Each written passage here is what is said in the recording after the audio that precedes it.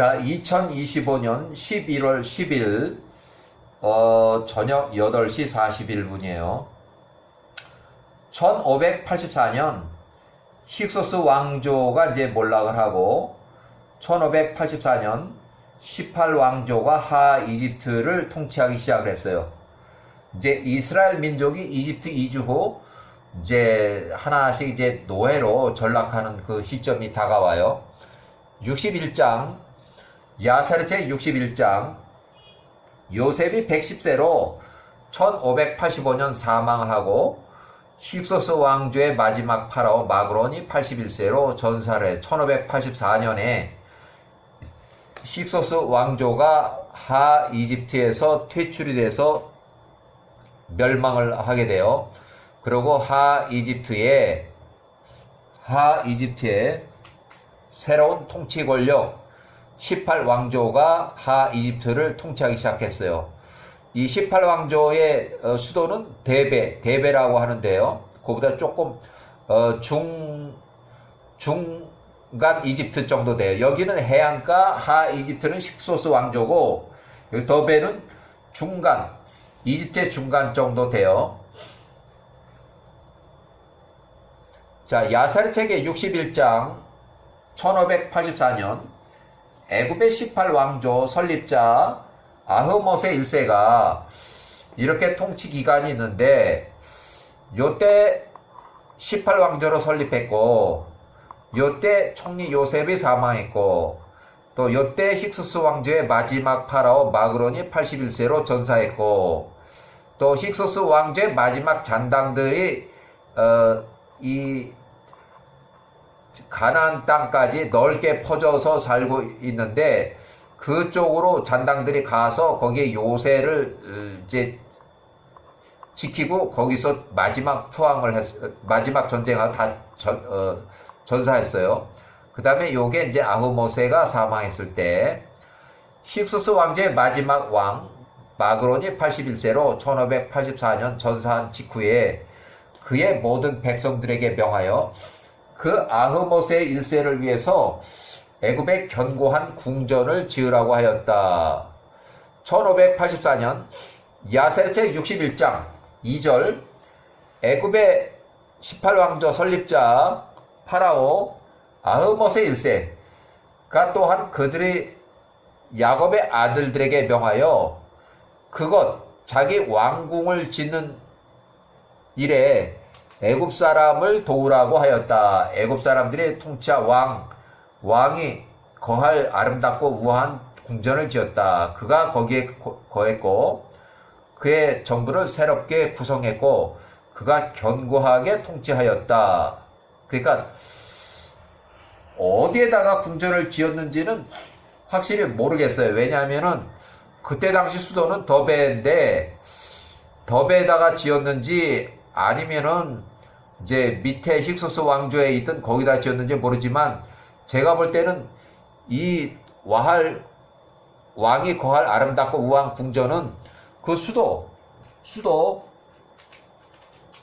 더베라고 판단돼요. 더베. 그 18왕조의 수도.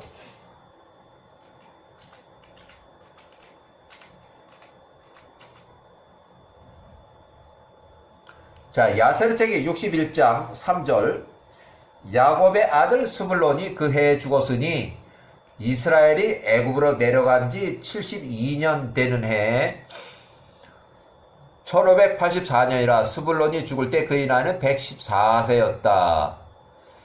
자, 야세르체기 61장 4절 이집트로 내려간 지 75년 되는 해 1581년에 그 형제 시몬이 120세로 죽었다. 그러고 이제 여기 이제 아프리카 얘기가 계속 나와요. 1581년 야세르체기 61장 5절부터 이제 아프리카의 엥기스 왕에게 찾아가서 에서의 아들 엘리바스의 아들 스보가 즉 에서의 손자 스보가 71세 여전히 날마다 엥기스 왕으로 하여금 애굽에 있는 야곱의 아들들과 싸우기 위해서 전쟁을 준비하라고 유혹하였다. 엥기스는 그렇게 행하려고 하지 않았다. 이런 그의 종들이 그에게 야곱의 아들들의 모든 능력과 그들이 에서의 자손들과의 전투에서 그들에게 어떻게 행했는지를 설명하였기 때문이었다. 자, 이렇게 해가지고, 자, 야사리책 61장 6절, 힉소스 왕조 퇴출 후 3년이 됐을 때, 1581년, 에서의 손자 스보가 그때 매일 앵기스로 하여금 야곱의 아들들과 싸우라고 유혹, 보복 전쟁을 도모하였다. 1581년. 자, 야사르책 61장 7절. 얼마간 시간이 지나서 사르디니아의 섬 남쪽 아프리카 딘하바에 있는 앵기스가 에서의 손자 스보의 말을 듣고 애굽에 있는 야곱의 아들들과 싸우러 나가자고 하는 그 의견에 이제 동의하였다. 자, 1년 전에 요게 이제 시간적으로 요 개입이 있어요. 요게 조금 개입이 있어서요. 1년 전에 1581년 바로 1년 전이에요. 지금은 1580년 81년 요게 조금 1년 전 이렇게 조금 저 시간차가 조금 요게 조금 1580까지 조금 요게 후고 한 1년 전에 1581년 비벤투의 이탈리아 통치자 띠르누스하고 전쟁에서 승리한 후 앵기스가 전쟁에서 이제 자신감을 얻어서 앵기스가 그의 모든 백성들을 모으니 바닷가 위 모래처럼 그 백성의 숫자가 많았다. 이제 앵기스가 한번 전쟁을 해본 그 경험이 있고 그 전쟁 승리해서 이제 와가지고 몇 개월 안 됐을 때 이제 전쟁을 하러 가자고 하고 하는 그 수보의 말에 동의를 하고 그러면 해보자. 우리가 쳐들어가자. 이렇게 해서 이제 전쟁 결심을 했어요. 그때 당시에 거기에 발람이 있는데, 자, 1596년 발람이 출생했고, 마술사 볼의 아들 요셉이 사망하기 11년 전에 출생을 했고,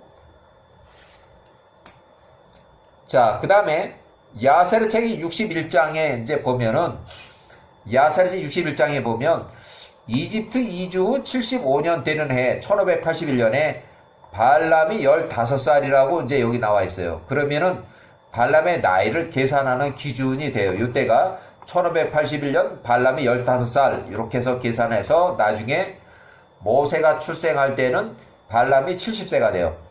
그러면 지금부터 70이면 15살이니까 앞으로 한 55년 후에는 이제 모세가 출생한다는 거예요. 야세르책의 61장 8절 사르디니아 섬의 남쪽 누미디아의 우측 아프리카 딘하바의 앵기스 왕의 종들 가운데 15살 된 젊은이가 있었으니 그의 이름이 발람 15으로 마술사 볼의 아들이었다. 그 젊은이가 매우 영리하고 마법의 기술을 알고 있었다. 자, 야세르책 61장 9절 앵기스가 마술사 볼의 아들 발람에게 말하되 내가 내게 간청하노니 우리를 위해서 마술로 마법을 시행하라. 우리가 지금 나가고 있는 전쟁에서 누가 이길 것인지를 내가 점을 쳐서 알아맞추라. 그 마술사 볼의 아들 발람이 그에게 밀랍을 가져오라고 지시했다. 그가 그것으로 앵기스의 군대와 애굽의 군대를 나타내는 전차들과 기병들의 모양을 만들었다. 그가 이미 목적한 방식으로 교묘하게 준비한 물 위에서 그것들을 올려놓았다. 그가 도금낭도 그 식물 예루살렘 언덕에 자라는 그 풀 그런 거예요. 머슬 트리의 가지를 그의 손에 잡고 그의 술책을 시행하여 그가 그것들을 물 위에서 합쳤다. 앵기스의 군대들처럼 생긴 것들이 애굽인들과 야곱의 아들들의 형상처럼 생긴 것들 앞에서 엎어지듯 이제 꼬꾸라지더라, 그 얘기예요. 그래서 지금 여기 보면 아프리카하고 여기는 거리가 1200마일 정도 되는데 아주 짧은 거리가 아니에요. 이거 보면은 1200마일이면 꽤 그 먼 거리예요.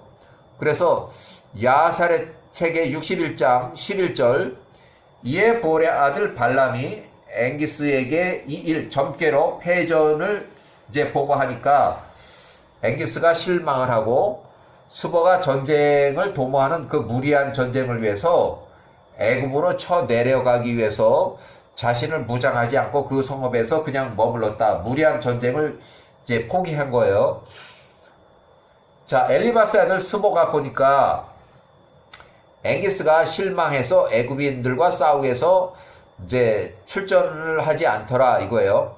에스 손자 수보가 사르디니아 섬 아프리카 디나스를 이제 도망쳐서 어디로 갔냐면 1300마일 동쪽으로 아프리카 그 나라 앵기스의 통치하로부터 1300마일 배를 타고 가면 빨리 가면 한 열흘 걸리는 그 거리를 나가서 시팀 사이프러스 섬으로 갔다. 거기는 섬으로 간 거는 그 당시에 그 여자 때문에 군대를 이끌고 섬을 가서 여자를 데려온 적이 있어요. 그리고 또 이탈리아에 가서 전쟁을 한 적이 있어요. 거기를 다 따라갔으니까 가서 그 사이프러스 섬에 가서 전쟁을 한 그런 경험은 없지만 거기는 여자만 데려오는데 아무래도 왕이 그 외지에 나가서 모르는 섬에 들어가고 그러면 많은 군대들이 같이 따라가야 되는 거지. 경호도 해야 되고 뭣도 해야 되고 그러니까. 그래서 거기를 갔었기 때문에 거기가 얼마나 좋다는 거를 알고 있는 거예요, 수보는. 그래서 거기로 도망을 갔어요. 자, 61장 13절, 시팀의 모든 백성들이 수보를 크게 존귀 여기며 영접을 했다. 그들이 그 에스 손자 스보를 71세 그들이 전투에 언제나 돈을 주고 고용을 했다. 그 사람이 전쟁을 잘한다 그러니까 해적들이 자주 출몰해서 약탈하고 그러니까 스보를 해서 야 저기 저 적들이 왔는데 우리 뭐를 뺏어가고 전부 자꾸 와가지고 골치 아파. 그러니까 쟤들을 어떻게 내쫓을 방법이 있어. 그러니까 이제 스보가 나서 그 사람들하고 이제 전쟁을 하고 그놈들을 내쫓고 그렇게 하다 보니까 아예 그냥 한 1년 이상 이제 그렇게 하다 보니까 돈을 많이 모으게 됐고 부자가 됐고 아예 그냥 당신 여기 왕 하셔 해가지고 거기서 50년 동안 이제 통치자를 하게 돼요. 그 이제 시팀의 통치자가 돼버려요. 자, 1581년 야셀책 61장 14절, 어느 날에 에서의 손자 스보가 어린 암소 한 마리를 잃었다. 그가 그 암소를 찾기 위해서 나갔다. 그가 산 주변에 음매하고 우는 그 소리를 들었다. 61장 15절, 에서 손자 스보가 나가보니 보라, 그 산 밑에 큰 동굴이 있고 그 동굴 입구에 큰 돌이 하나 있더라. 그가 돌을 쪼개고 그 안에 그러니까 이제 입구가 돌로 막혀있던 것 같아요. 그 동굴 안으로 들어가 보니 보라, 황소를 삼키고 있는 큰 동굴이 있더라. 그 위로는 사람의 모습을 닮았고 또 아래 하체는 한 동물과 같이 생겼더라. 에세 손자 스보가 그 동굴을 향하여 일어나서 스보가 그의 칼로 그 이상하게 생기는 그걸 죽였다. 야사르책 61장 16절, 시팀의 거주민들이 이 일을 듣고 크게 기뻐하며 말하되 우리의 소를 삼킨 이 동물을 죽인 이 사람 스보에게 우리가 어떻게 행하랴. 그들이 그 해의 한 날을 그에게 이제 제물을 바치기 위해서 모두 모였다. 그들이 그의 이름을 따서 그것을 스보라고 불렀다. 그들이 해마다 그 날에 스보에게 음료 제물들을 가져다 주었다. 그들이 그 스보에게 선물들을 가져다 바쳤다 이거예요. 자, 야사르책 61장 18절. 그때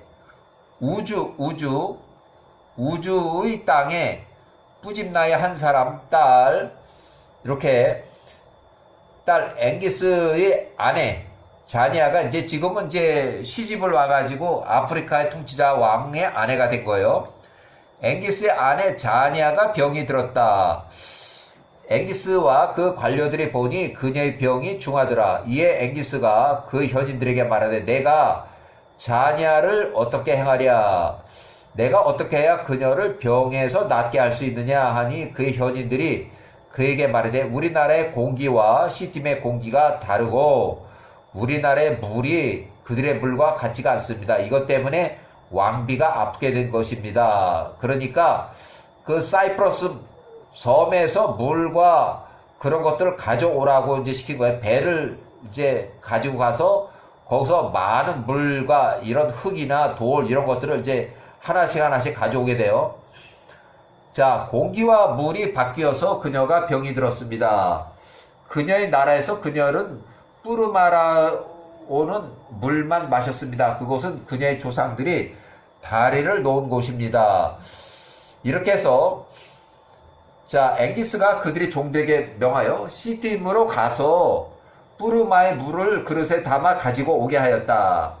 그들이 아프리카의 모든 물들과 그들의 무게를 재니 사르디니아 섬의 아프리카 물들이 그들보다 무게가 가벼운 것을 알게 됐다. 앵기스가 그의 모든 관리들에게 수많은 석공들을 모으라고 지시했다. 그 건축가들이 나왔고 그들이 심히 견고한 다리를 이제 만들었다. 그들이 시딤의 물샘으로부터 사르디아 남쪽 우측 아프리카로 수로를 놓았다. 여기는 조금 안 맞는 것 같아요. 거기서 다리를 이제 그 수로를 놓은 게 아니라 물을 갖다가 아프리카 거기다가 이제 그 다리도 놓고 못도 놓고 이제 그렇게 그걸 이제 맞췄다고 봐요. 이제 구브로 사이프러스 섬처럼 그 물들도 가져와서 배로 실어와서 자니아 왕비와 그녀 자니아에 속한 모든 자들을 위한 것이었으니 마시고 그 물로 마시하고 요리하고 씻고 목욕하기 위한 것이었다. 그가 그 물로 모든 씨를 뿌려서 식량과 그 땅의 모든 열매들을 얻기 위함이었다. 이렇게 해서 왕이 명해서 시딤 사이프러스 섬으로부터 흙을 큰 배들로 실어오게 했다. 그들 또한 돌들도 가져왔으니 그것들로 건축을 했다. 궁전을 지었다 이거야. 그 돌로. 이에 왕비가 그녀의 병으로부터 치료가 되었다. 해가 흘렀으냐 아프리카의 군대들이 평상시처럼 시딤 섬으로 가서 약탈하기 위해서 나왔다. 엘리바스의 아들 스보가 시딤의 통치자가 그들의 보고를 듣고 그가 그들에 관한 명령을 내리고 그들과 싸웠다. 그래 전쟁해요. 거기 나온 약탈자들하고 전쟁해요. 그들이 그 스보 앞에서 달아났다. 그가 시딤의 땅을 그들로부터 구했다. 이제 그 통치자가 이제 되는 상황이에요. 자, 시딤의 자손들이 에서의 손자 스보의 용맹함을 보았다. 이에 시딤의 자손들이 에서의 손자 스보로 그들이 통치자로 결의하고 그를 시딤의 통치자 왕으로 삼았다. 1579년 스보가 73세 때에 이제 통치자가 돼요. 시딤이라고 하는 그쪽의 사이프러스 섬의 통치자가 돼요. 이에 그가 그들을 관리하는 왕이 되었고 그가 통치하는 동안에 그들이 여기는 이제 터키 정도 돼요. 터키. 지금 현재 터키.